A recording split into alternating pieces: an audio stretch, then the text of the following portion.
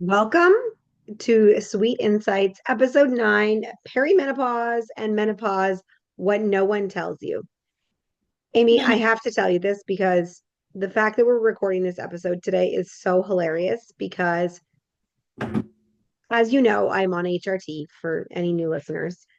I use the estrogen patch, the estradiol patch, and progesterone capsules. And there's reasons why, like, I made that decision originally. But what I find is that if I go in my hot tub, the patches, depending on the one, don't love to stay on, Right. but they're like supposed to be waterproof, whatever. I don't know why, but when I put the patch on, it falls off, not even in water. My husband puts the patch on for me, it's fine. So, I don't know. I don't know. But so the other day, so I try to like coordinate that if it's patch changing day, like maybe I'll go have a hot tub and then do a hair wash or whatever. And so the other day I was like, oh, maybe I'll go have a hot tub. And so I didn't put my new patch on. And then because I didn't put my new patch on, I forgot to put my new patch on. So today I realized after I had a raging outer body experience with my husband and blamed him for just being male and existing, that, hey, I might not hate him entirely. I might just need to put a patch on. That was quite the revelation. Yes. And then the revelation, which I also blamed him for, was the patch box was empty. And because he puts the patches on for me, that's his fault, not mine, that we didn't order any more. And the pharmacy doesn't stock them. So you have to wait like 48 hours to get them. So here I am talking about what no one tells you. No one tells you this shit. Do you know what? My husband's in the background saying, put a rush on it. You know what he told me? So when I left in a rage to go to an appointment and a meeting, he, I don't know if he called me or whatever. Maybe I called him probably 2 hours later after I was done raging, had a hot flash in the boot of it all, which was also his fault, I'll have you know. And I called him and he said to me, I said, I'm sorry. It's hormonal. I'm a raging lunatic. I didn't put my patch on. I know it's your fault that I didn't do that because I'm not owning any of it. And he said to me, it's okay. It reminds me of when you were pregnant. Oh my goodness. I mean, it sounds about right. So, the joys of the hormones, I tell you. Yeah, the things that no one tells you. And here we are. And you're not gatekeeping it, you're sharing it with everyone.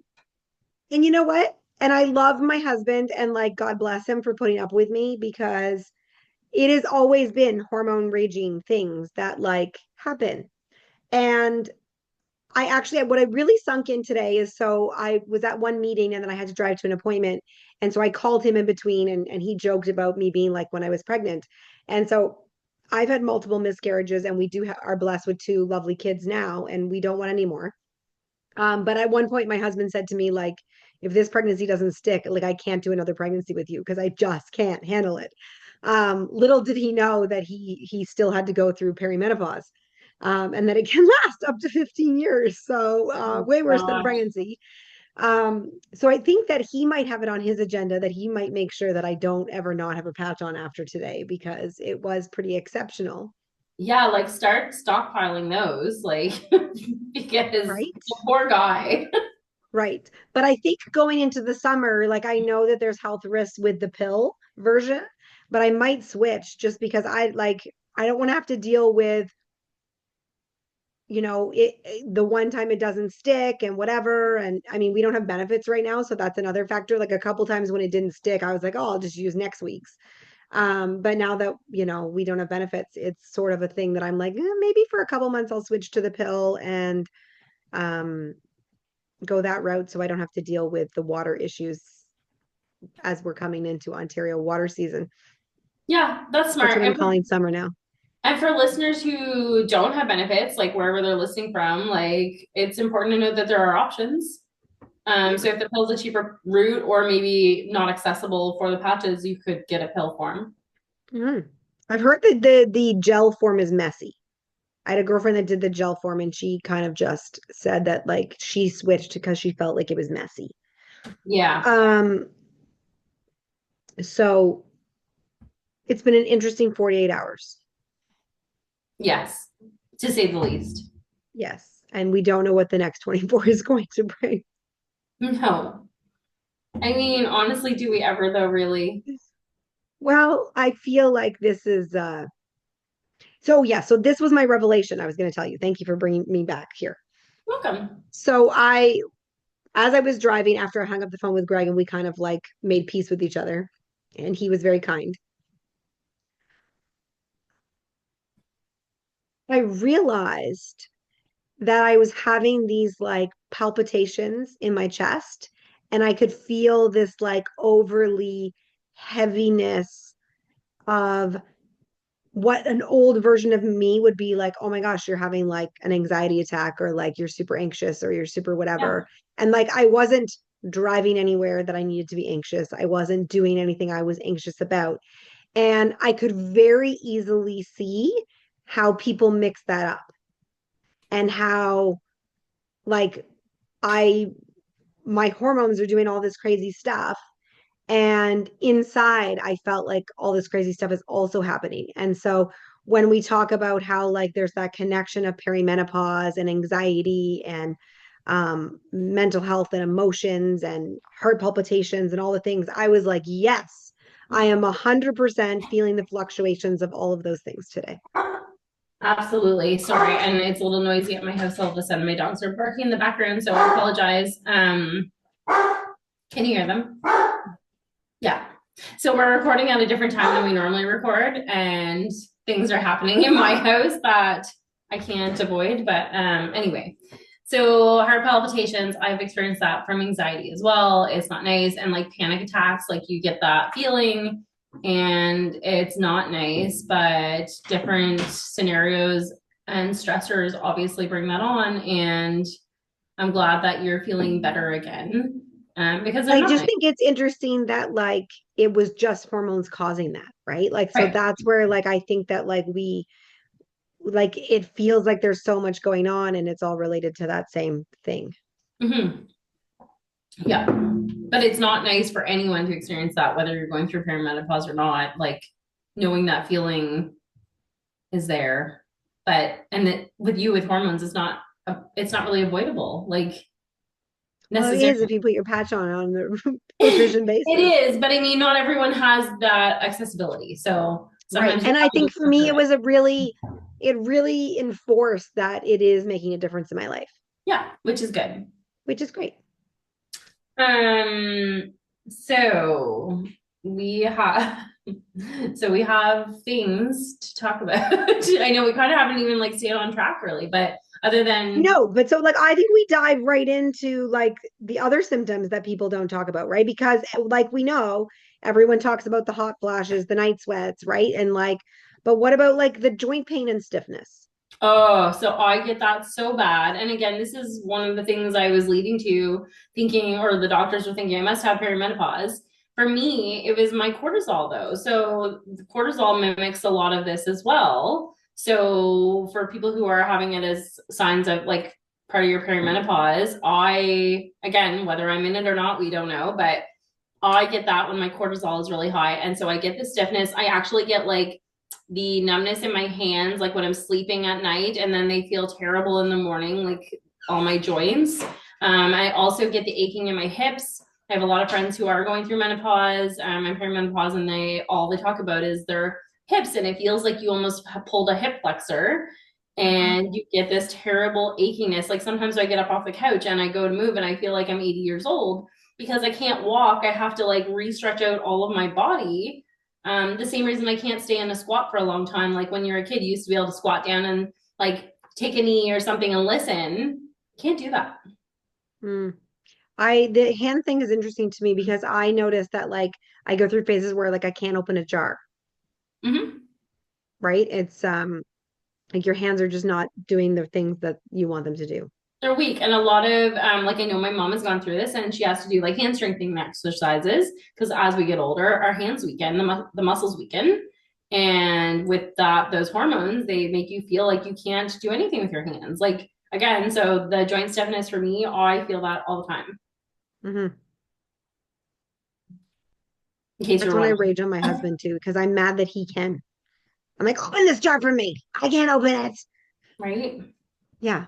So, my next life, I'm coming back as a man, just so you know. Perfect. Not that you actually might get a say or not, but that's, either that or I'm coming back as one of my dogs. Like with people like me who like let them sleep on the bed, on their pillow, and like all that stuff. Not Perfect. with like mean owners. Oh my goodness. So So, histamine yeah, intolerance. Something else. allergies for sure. Yeah. So for food sensitivities, itchy skin, headaches, all those things for sure. Um, hair thinning. And I still think that like hair thinning is such a thing. Like one of the naturopaths I work for, she treats a lot of people with hair thinning, and it's so sad. Like it's so sad. Like what an emotional journey to go on. And I think that awful vid thing that we dealt with a few years ago. I think that there's still a component of that in there too. But if you look at hormone changes, right? Like how many women when they're pregnant have big, wonderful, glorious hair, and then after they give birth, like they're like, oh my gosh, my hair is coming out in chunks or whatever, right? That's that hormone fluctuation. So again, like I keep looking back and I'm like, oh, like I had those hot sweats when I was pregnant. Now I have them again. So I'm like literally looking at like that ebb and flow of the hormones that Right? doing crazy And stuff. I have a friend who, this isn't a plug, but like I have a friend who's quite high up in Monet, like modern nature, and she has done videos on hair thinning and whatnot because she's my age, going through probably perimenopause is what she assumes, and they have products to combat this. That help so that it's a defense against your thinning hair because this is something women deal with. I mean, men deal with it too, I'm sure, just maybe not Yeah, in the same way, but it's definitely something that you get, and they get the hormone replacement like therapy, like they do the sprays that help with the hair in and around your scalp, like all your and your hairline. nice, Yeah. nice. Just thought I'd throw that out there. So it's a very common thing. Yeah. And then bladder issues and UTIs. So post kids, I did not have any bladder issues. Like I was completely fine. And entering perimenopause, not so fine anymore. So I don't know if you know this, but I actually have a Kegel chair. A what? I knew you didn't know this. This is so fun. I love to see this reaction. So I forget what the stats are. I think it's 10,000 Kegels a minute. So you sit on this chair. You can actually there's like clinics that offer these chairs. And so you go to one of these clinics and they assess you and and then you sit on the chair for 20 minutes and it's the equivalent of 12,000 Kegels and you use it 6 times a week apart and then you just need maintenance doses like once every 4 months Huh. and it costs a fortune. And so Yeah. I decided that rather than going to a clinic and, paying to sit on one of these chairs, I would just get my own chair. And so I have my own chair. So if you have leaky bladder or any issues, overactive bladder, there's lots of things you can use these chairs for. Um, as a podcast listener, I will give you an extreme discounted price to come and use the chair. And it's a game changer. So I feel like this is a whole other episode we need to talk about another day because I want to know how this works. And I Electric magnetic, like the share sounds like that goes. So someone asked me the it's a other vibrator. no, no. So someone asked me, they like pictured this thing that you like sit on and like, no, it's a flop chair. This It's is what I'm envisioning. Whoever said this to you, this is the exact picture that you painted and that I am envisioning also. So now not only have we talked about mole mapping over all of this, and I know what mole mapping is, but now the Kegel chair, which sounded a little different when you first said it, and I thought you said something else, but then you said Kegel chair, and I still envisioned a chair with a big vibrator. no.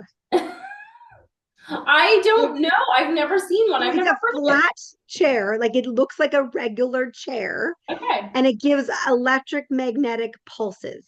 cool. Okay, that makes more sense. Um, yes, so the chair is amazing, and Awesome. everyone who has a problem should use the chair, Perfect. Can we talk about body odor changes? Because that's something as well that not everyone knows, I think. right? Why is there so many things? Like when we get Well, to this one, I'm like, why is there so many? so there's this new product out for this reason. Maybe not new, but like Lumi. Have you heard of Lumi? I have Lumi. Oh, I think we talked about Lumi before. So you can get it for people that have like that need it to help with body odor. I mean, obviously people wear deodorant and you can put deodorant in lots of different places. But Why yeah, they have it specific for different places. yeah, and Lumi is like specifically designed for this. So we all as we get older, not only do we get itchy and lose our hair and get really bitchy and cranky, but we also stink And our bladder leaks. and our bladder So leaks. it's body odor and urine that we smell like. Perfect. That makes a lot of So, sense actually when looking into different aspects of life. That makes sense. yeah. So fun. Anyways, now that I feel extremely depressed about the next 10 years, um, You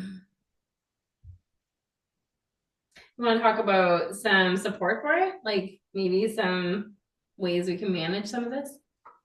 yeah, so I added some cool fun facts, like myths and facts. I mean, the I feel like we tell people all the same things all the time. We tell them to eat cruciferous vegetables, Yeah. to take omega-3s, to manage your sleep, you know. But if we kind of look at some of our medical supports, there's some fun myths around medical supports or like information about supplements. Like, do we want to dive into some of that stuff? Yeah, I think we should. Yep. Okay, so hormone replacement therapy is designed for women who have moderate to severe symptoms, mood swings, sleep disturbances, vaginal dryness, night sweats, all that stuff. Um, it is highly recommended for those with a risk of osteoporosis. And so some women, if they've had a hysterectomy, they might only do the estrogen therapy versus the estrogen and progesterone. Right. There are different options. You can do patch, you can do cream, you can do pills, like we talked about earlier in this episode. And there are studies that have supported the use of it early on, but later, not so much. And so, one of the big differences, and I think we talked about this in an earlier on episode, is that like a lot of the hormone replacement myths that we've heard of, that it's really dangerous or it causes breast cancer and those kind of things, it is you know, it depends, right? Mm-hmm. It depends on what kind of hormone therapy you're using. The kinds that they use now are different than the kinds they used before.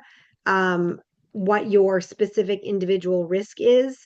There's many different factors. So I would encourage people to speak to someone who knows more about it before you make the decision, like that you don't want it or you do want it, because like read some of the studies.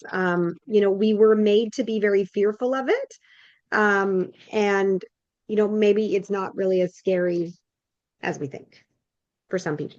And again, it's weighing that out. um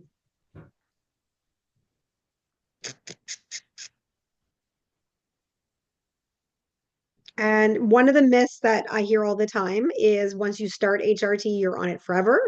And that's not true. A lot of women will go on it and then taper off.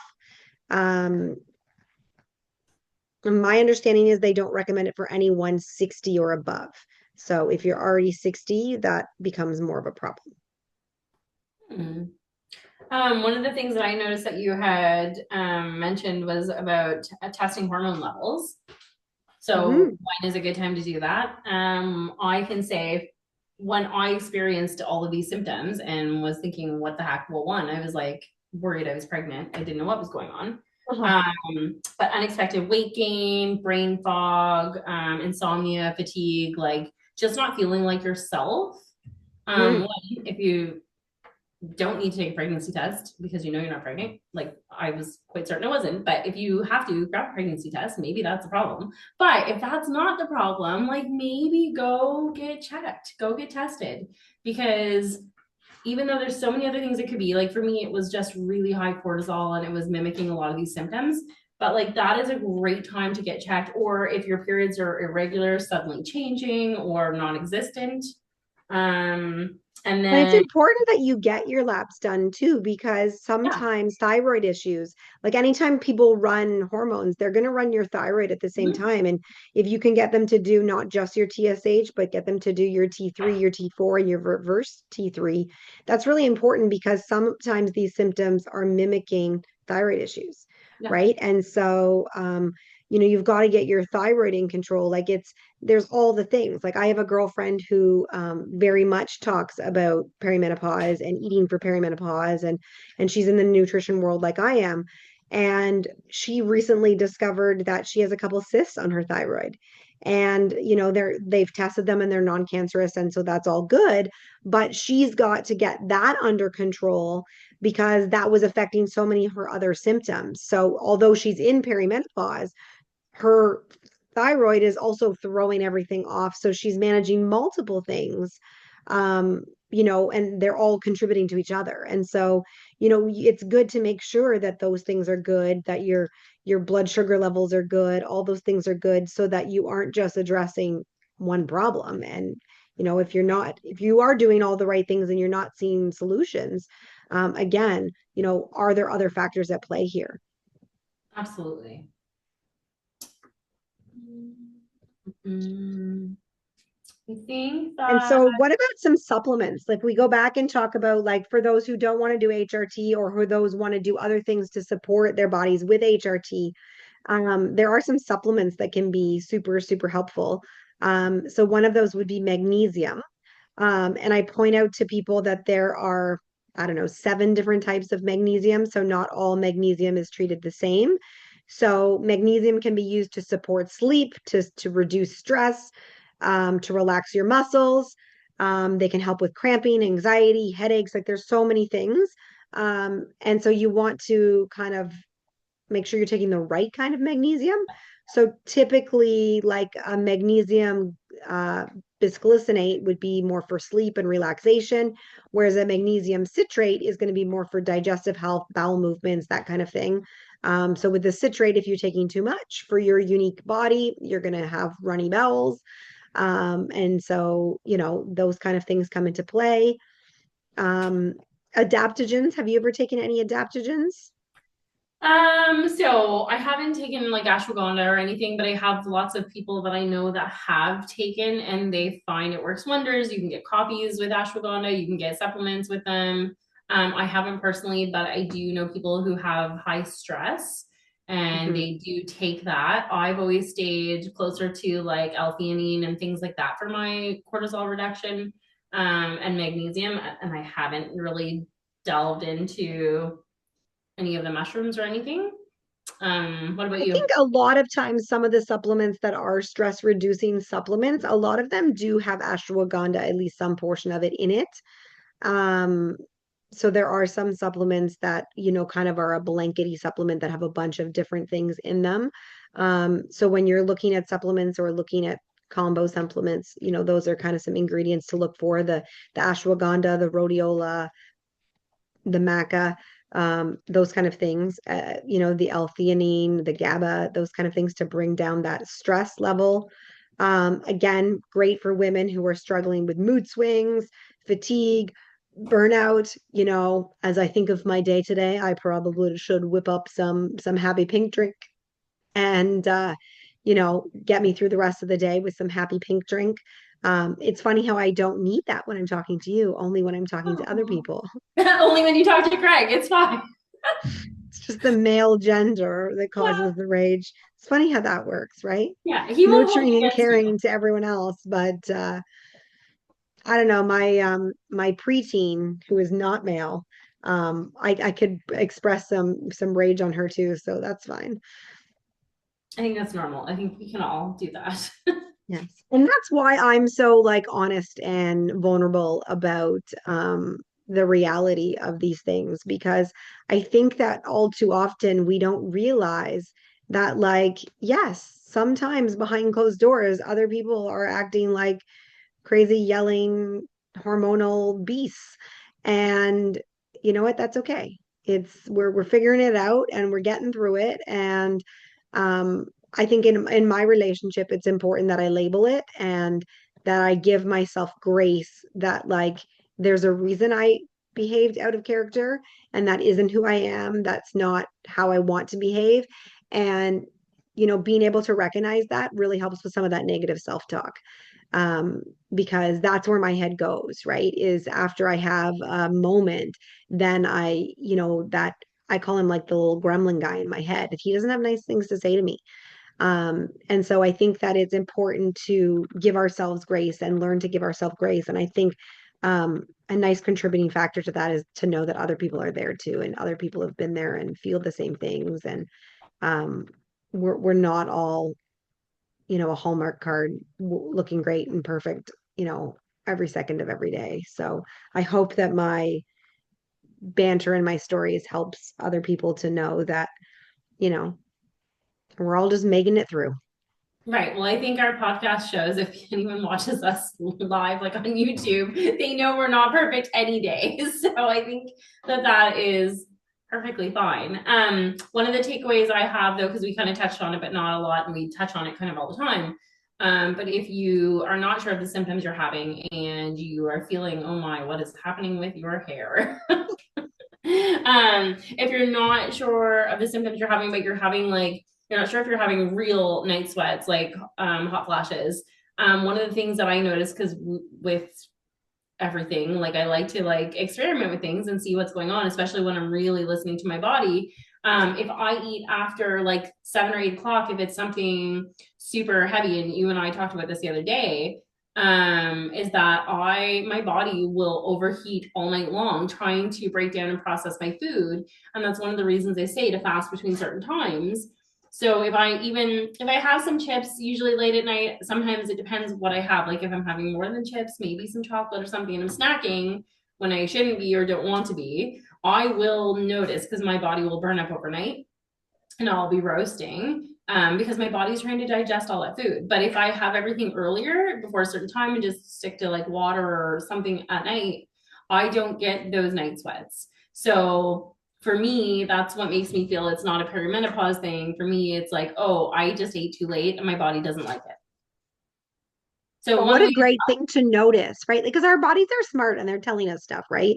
And yeah, so what a great thing for you to notice, because like now you're less likely to eat at night, which is, helping your hot sweats, but then it's also helping like weight management, healthy choices, all those things, because you're listening to your body and you're not ignoring it.